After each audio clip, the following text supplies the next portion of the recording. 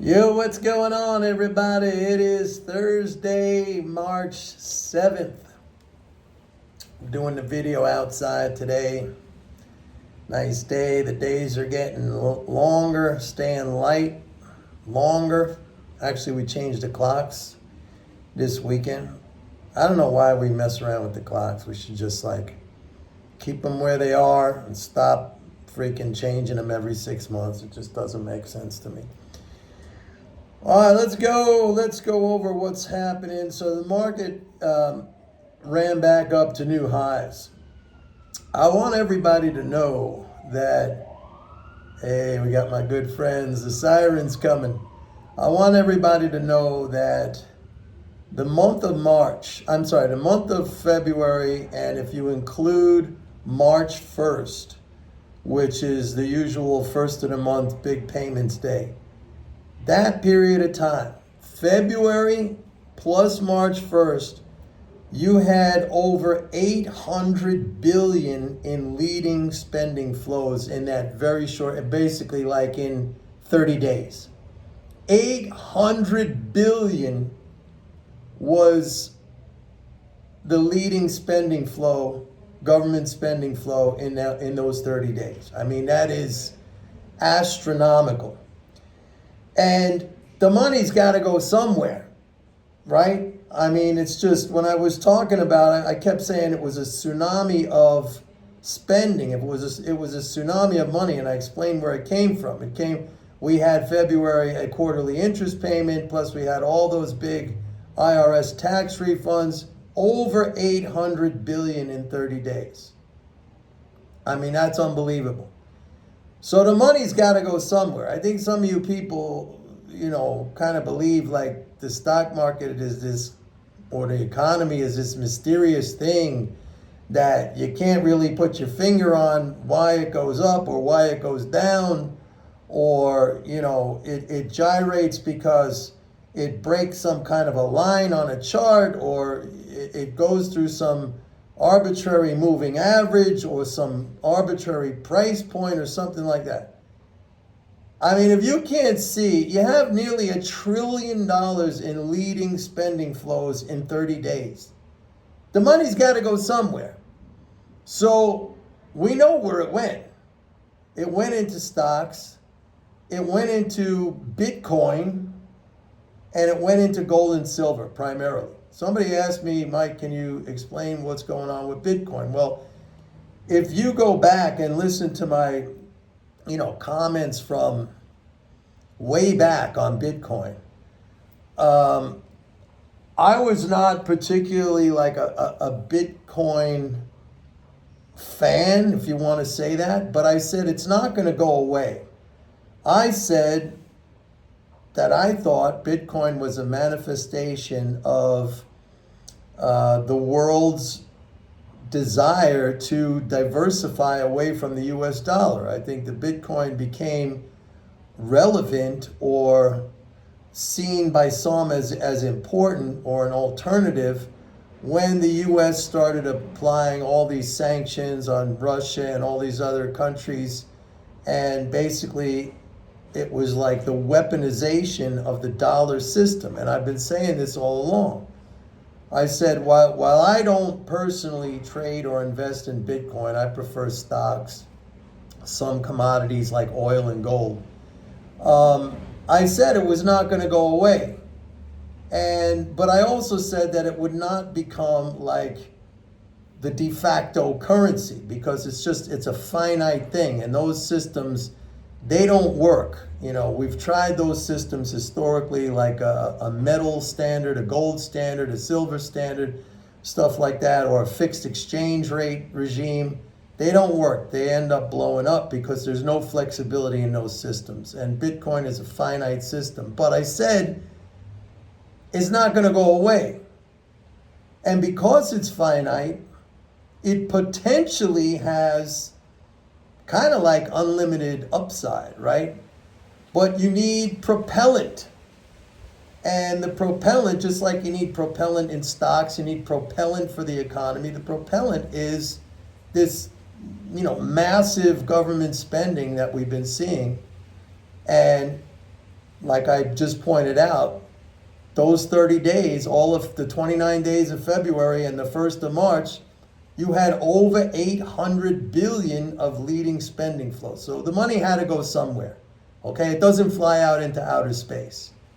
So that is the explanation for what is going on right now. It's the explanation for what's going on in the stock market. And remember, a majority of that spending flows to corporate profits, right? Even if it goes to individuals, let's say in the form of Social Security checks, or let's say it goes to individuals in the form of paying members of the military, or to defense contractors, or to whatever, then the money, they turn around and that money gets spent and it ends up, going to corporate profits. So more than half of those flows end up going to corporate profits, and that's what investors look at when they're considering investing in the stock market. I mean, it's all about corporate profits. Ostensibly, you want to own stocks to be a participant in that income stream. Okay? So when you have 30 days where you get over 800 billion in leading flows, I mean, that is a massive, massive amount. Now, I told you that February to March 1st, that's when it peaks. Okay? And I'm already seeing that slowly start to come down a little bit, but it's still very elevated. And now what I want to tell you, because I'm going to get a lot of comments on this, I know. Now what I want to tell you is that the period starting from March 15th to April 15th, that is a tax drain period. And some of that money, some of those flows are going to be drained away. So you had 850, almost 850 billion, 830 billion of leading flows in that 30-day period. From March 15th through April 15th, there's going to be a tax drain. Now, I still believe that tax drain is going to take some of the wind out of the sails, not just for the stock market, but for Bitcoin, for gold, for silver. Does that mean the bull market and these things is over? No, because I go back to what I said the other day, and what I've been saying is that the overarching fundamental condition remains bullish, because the leading flows, we're still talking about over 7 trillion annually. And I keep telling you guys, and who's ever out there, that we're not going to get a recession when you have leading flows of that magnitude. I would even say it's impossible, unless some external event, some other event comes in and shuts that down. I don't know what that would be. Or something like another pandemic that would shut down the economic production. And I doubt very much. I mean, we learned a lot from the last pandemic, where basically now the CDC is telling us, hey, you know what? It's just like, treat it like the flu. I mean, we went through all that. I just got off looking at a chart, a long-term chart of the stock market, and that big, gigantic drop we got from the pandemic, that was because we shut down the whole entire economy and made people stay at home. So the productive ability of the economy to produce goods and services was shut off. But yet we had a massive, money flow. People were getting checks from the government. But like I always say, you cannot call yourself a capitalist and at the same time be against government spending. That may sound counterintuitive to some of you, but let me explain, and I've explained this before. Capitalism is all about the profit motive, okay? And to the extent that government spending induces the private sector to create goods and services that are in demand as a result of that spending, it's like a stimulus to the capitalist system. So you can't call yourself, unless there's something in the system which inhibits or precludes the private sector, the economy, from meeting that demand. And we saw that with the COVID, when there was this forced shutdown of the economy. Everything was shut down. People had to stay home. They couldn't go to work. Businesses were closed, all that stuff. Otherwise, the spending just or you could have a situation too where if you literally run out of the real assets needed to produce things, like if you run out of energy, if you run out of labor, if you run out of water, if you run out of raw materials, that's a problem. But now that's a whole separate discussion.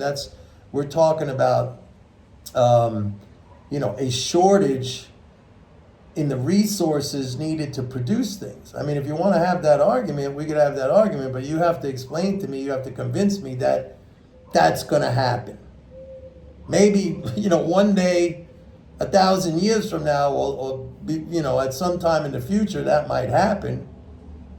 But I don't think you can make that argument right now. Okay, so you cannot call yourself a capitalist and be against government spending. Now, we could discuss what the money is spent on. That's a political conversation. Okay? We all, on election day, we all go, or most of us go, and we vote. And we hope the guy or the gal that we elect is going to go to Washington and do the things that he or she said they were going to do. A lot of times they don't, because as soon as they get to Washington, they're bought by powerful interests, moneyed interests. There's lobbyists that come to them. That's the system we have. There's nothing I can do about it. I'm not the guy in charge. I mean, we could have that conversation, and I'm really open to that conversation, and I have my own viewpoints on that.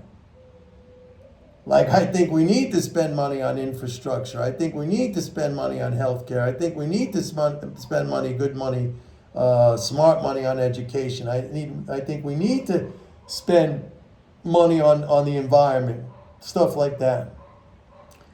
But that's a political conversation. That has nothing to do with the monetary system. I mean, like I said a million times, the money is there. It's always there. It's basically electrons. It's it's hitting a keystroke on a keyboard, and it's all just bookkeeping entries.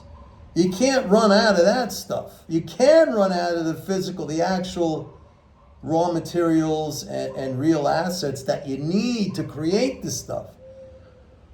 But getting back to what I said, you can't call yourself a capitalist and be against government spending, because if you do, then you really don't understand what capitalism is. It's the profit motive.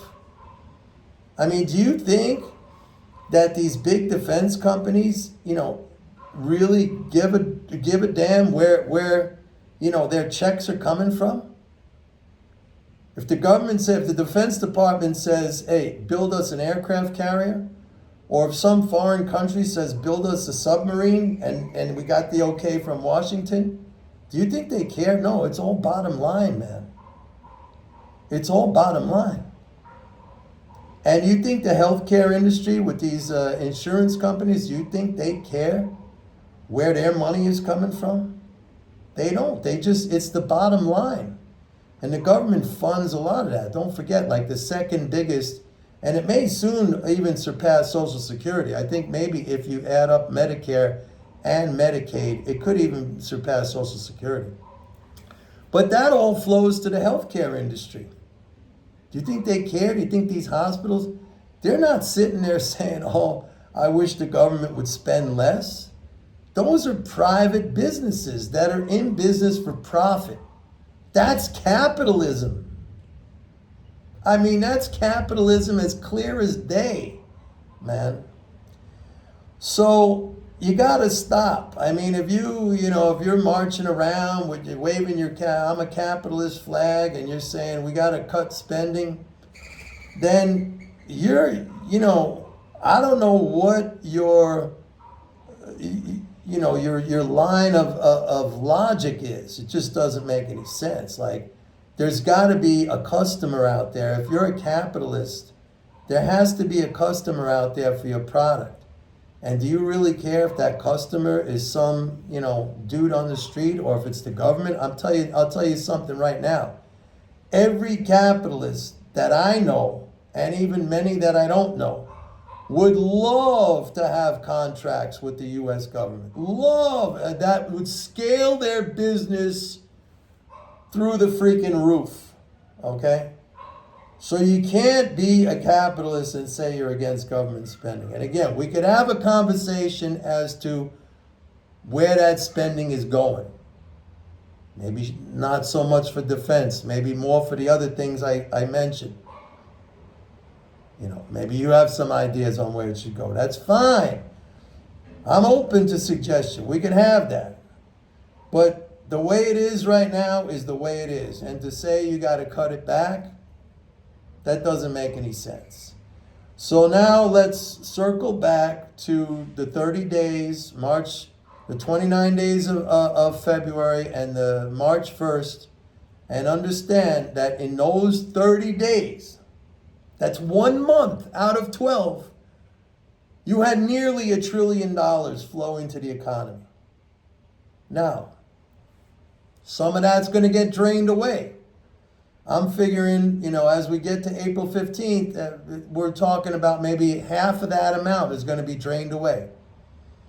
And I still say that's going to take the wind out of the sails from the stock market.